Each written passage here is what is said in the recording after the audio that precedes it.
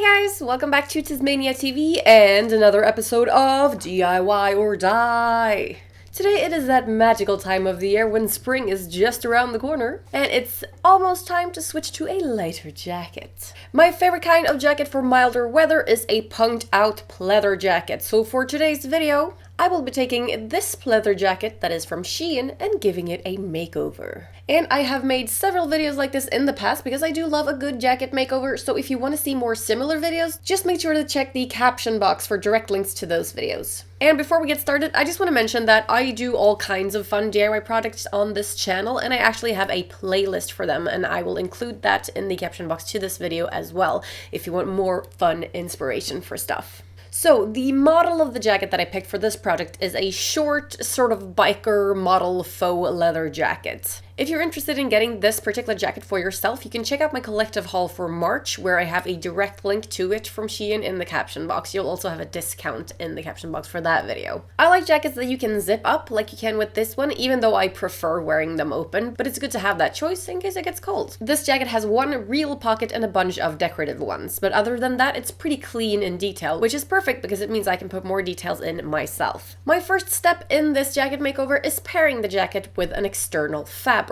to give it sort of a theme. Any kind of fabric should work, but I do recommend staying clear of fabric that is very elastic because it can be pretty tricky to sew those on and make it look good. You can try it, but don't say I didn't warn you. I am going to be using, surprise surprise, a leopard print fabric. And these are actually straps that got left over when I turned a pair of leopard print jeans into shorts. And I'm going to start by creating a back patch out of the leopard print pieces. And since I don't have enough to do one big piece, I'm going to cut two pieces out, and then when they're sewn in place, they will make up a full back patch. I'm also going to add more pieces of this fabric to other spots on the jacket, but that will happen at a later stage. Once I have measured and cut out the pieces I need, I'm going to hand stitch them to the jacket using a thick white thread. I do this because I absolutely love the way the thick white stitches look. I call it the Catwoman stitch. The stitches themselves are a great detail, and one of the advantages of using a pleather jacket instead of one in real leather is that the fabric is pretty thin, so even though I'm using a thick thread, sewing this is actually easy peasy. Once the back patch has been sewn on, I am going to keep using the needle and thread to create decorative stitches in some random spots on the jacket to make it pop. Just make sure you're not sewing any functional pockets shut on your jacket, unless you don't plan on using them, of course.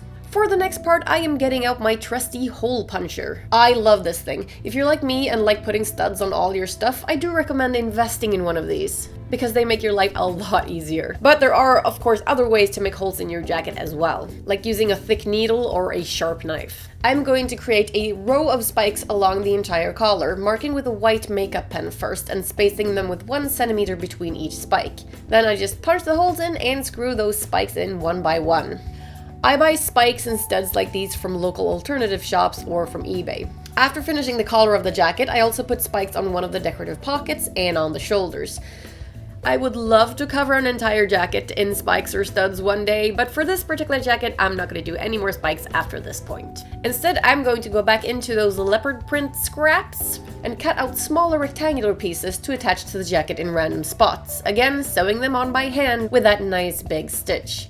By the way, when I sew like this, I make a stop knot in each end of the thread and then tie them together on the inside when the stitching is done.